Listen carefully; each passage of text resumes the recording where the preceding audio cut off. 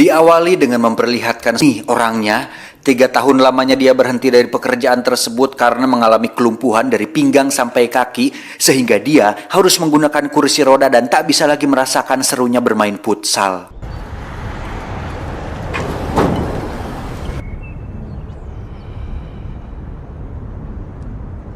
Suatu hari Rupasjo pun tak sengaja bertemu dengan 2 penyandang disabilitas lain.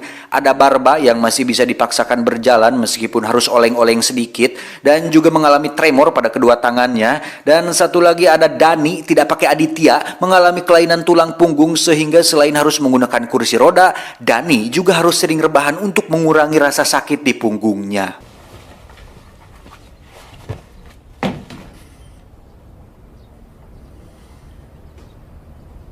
Melihat mereka berdua sedang bermain dengan alat pemadam kebakaran, tentu hal itu membuat Rupasjo kesal karena udah mah disabilitas, buang-buang semprotan pemadam lagi.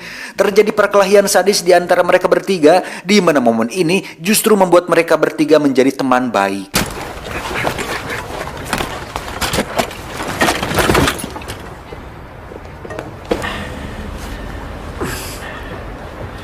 Hát persze, hogyha nem használod az izmaidat, akkor elhalnak. Sebagai orang yang pernah hidup di dunia hitam, Rupasjo pun memiliki akses ke berbagai tempat seperti klub malam, di mana Dani dan Barba diajak masuk ke dalam yang notabene hal itu tidak mungkin terjadi melihat kondisi mereka yang cukup mustahil untuk bisa joget dan ajeb-ajeb mengikuti tempo musik diskotik Full House Remix. Namun tidak ada yang tidak mungkin di dunia ini jika ada cuan, karena dengan cuan, Rupasjo meminta mereka para penjaga untuk menuntun dan menggotong mereka untuk kemudian minum bersama dan menikmati orang-orang yang sedang berpesta. Dani pun sempat berpikir, sudah mah disabilitas, maksiat lagi. Suatu hari saat Rupasjo sedang bekerja, muncullah Dani dan Barba yang kebetulan ingin menemuinya. Namun karena waktunya tidak tepat, mereka pun disuruh untuk minggir dulu. Ada 4 preman yang harus diajak negosiasi oleh Rupasjo, di mana mereka nampak meremehkan kondisinya yang difabel. Hingga saat Rupasjo menghina balik, si preman pun akhirnya kesal kemudian menusuk paha Rupasjo, yang mana hal itu sangat sia-sia sekali karena selain kakinya lumpuh dan tidak merasakan apa-apa, Rupasjo pun langsung menembak mereka berempat sampai tewas saat itu juga.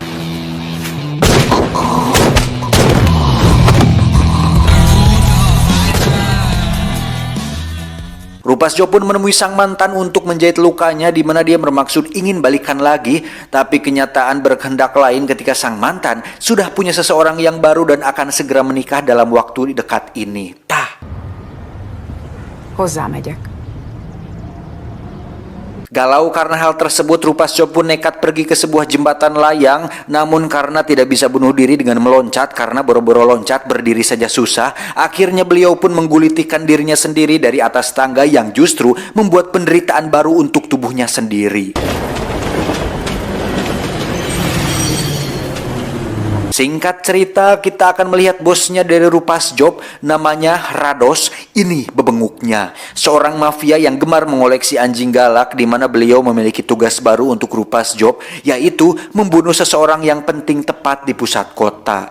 Selain tidak akan dicurigai karena orang akan berpikir tidak mungkinlah seorang penyandang disabilitas menjadi pembunuh bayaran, karena koprol dan egrang saja susah apalagi membunuh. Satu syarat yang diajukan Rados yaitu tidak boleh ada orang lain yang ikut campur atau membantunya, karena ini adalah misi rahasia yang tidak boleh ada orang lain yang mengetahuinya.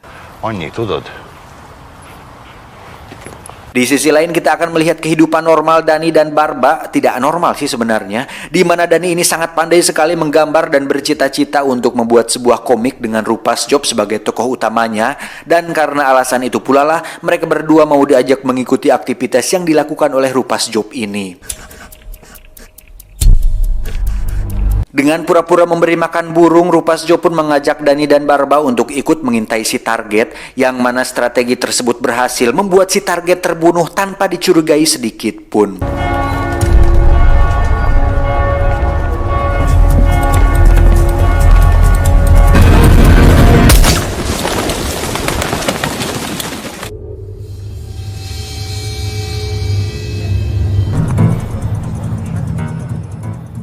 Apesnya, anak buah Rados melihat Rupas Job melibatkan orang lain yakni Dani dan Barba saat mereka sedang ngabring sehabis membunuh, sehingga hal itu menjadi masalah besar karena Rupas Job tidak mendapat bayaran atas aksinya tadi. Selain tidak mendapat bayaran, Rados meminta Rupas Job untuk membunuh Dani dan Barba jika karirnya masih ingin dilanjutkan.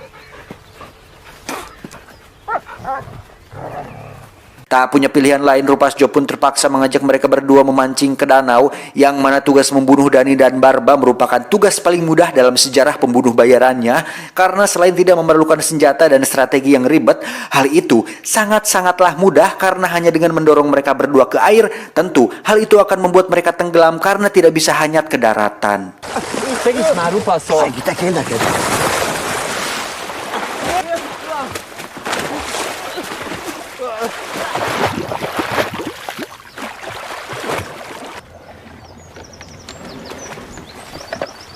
Saat akan pergi, Rupas Job pun tiba-tiba berubah pikiran lalu kembali menolong mereka berdua, dan entah bagaimana caranya dia menolong karena dia sendiri butuh pertolongan. Tapi sebagai permintaan maaf, Rupas Job pun mengundang beberapa wanita dan mengadakan pesta kecil-kecilan di rumahnya. Esoknya Rupas Job kembali menemui Rados untuk memberitai bahwa dia sudah membunuh Dani dan Barba, di mana hal itu lagi-lagi ketahuan saat Rados tak sengaja melihat mereka bertiga sedang bersama tepat di depan warung Teh Yuli. Untuk memberi pelajaran kepadanya, Rados pun menjebak Rupas Job dengan menugaskan dia membunuh seorang target, di mana target tersebut katanya hanya memiliki 3-4 pengawal, sehingga hal itu akan cukup mudah untuk dilakukan. Tanpa pikir panjang, Rupas Job ditemani Dani dan Barba pun langsung pergi ke lokasi, di mana mereka berdua disuruh untuk menunggu di mobil, sementara dia akan masuk sendirian dan melakukan aksinya tersebut. Dark shades and your Benjamin crown. Now won't you come see me outside of town? Far side of town. Saat sudah berhadapan langsung, Rupas Job pun langsung menembak mereka semua, yang mana dia cukup terkejut ketika melihat targetnya lebih dari 4 orang. Namun dengan keyakinan dan ambisinya untuk bergabung dengan Paskibra, Rupas Job pun langsung membantai mereka semua sampai tak tersisa.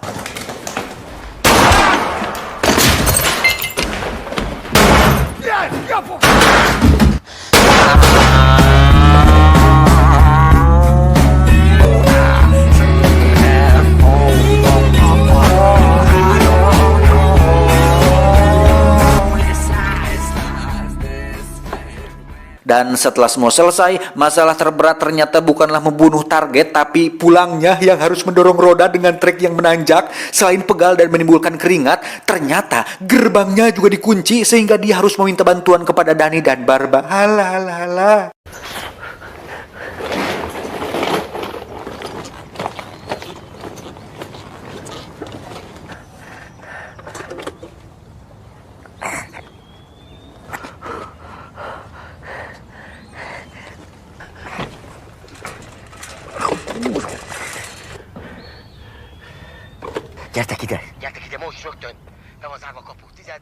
Tak lama terdengar suara sirine mobil polisi, sehingga situasi ini semakin merepotkan, di mana Dani akan mencoba untuk mengalihkan perhatian, sementara Barba akan menabrakkan mobilnya ke gerbang agar Rupas Job bisa lolos dari sana.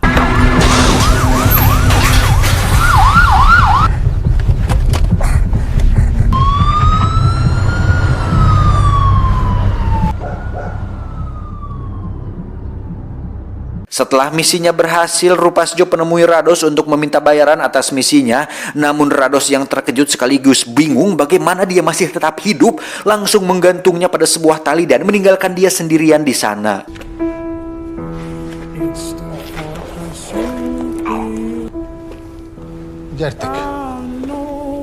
Dengan tali yang diikat dengan tinggi yang berbeda dengan kebanyakan tali gantung konvensional pada umumnya, Rupas Job pun kosah-koseh berusaha untuk lolos dan akhirnya berhasil selamat dengan menggunakan satu kakinya yang dipaksa untuk berdiri.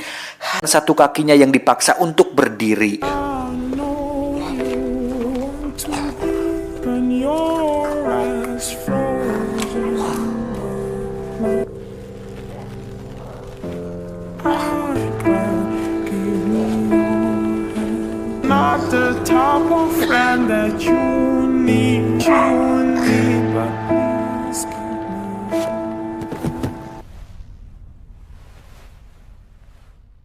Singkat cerita, tepat pada hari pesta pernikahan mantan kekasihnya, Rupas Job pun datang sesuai undangan dan membuat kekacauan di sana, di mana hal itu menjadi masalah ketika beberapa teman si mempelai pria mengganggunya saat pesta sudah usai.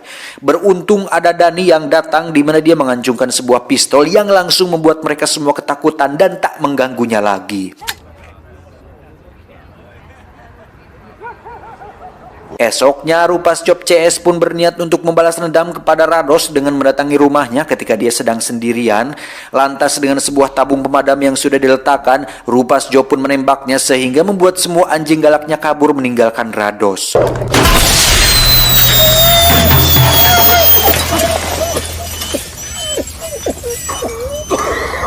Dengan sebilah pisau, Rados pun menyerang Rupas Job sehingga terjadi sedikit pergelutan di antara mereka berdua, yang mana sesaat setelah Rupas Job terluka, barulah Dani menembaknya hingga membuat semuanya berakhir.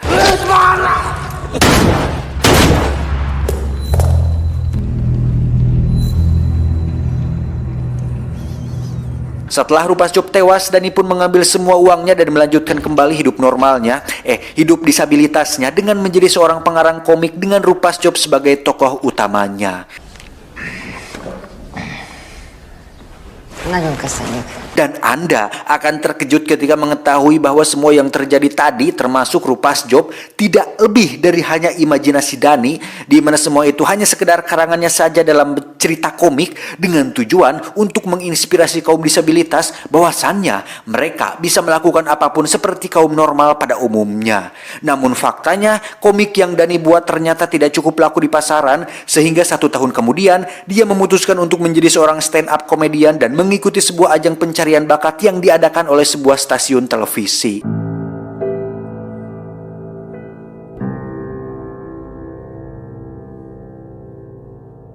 Tamat, ending yang cukup mendifabelkan.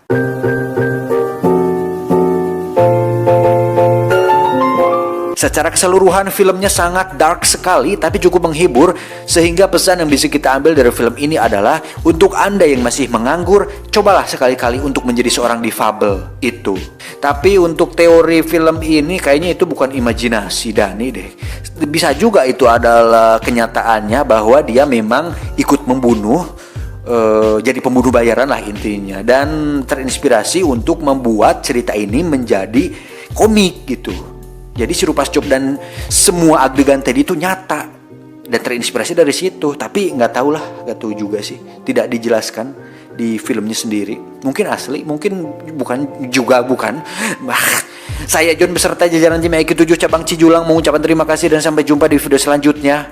Adios. Tulang belakang cacing Alaska.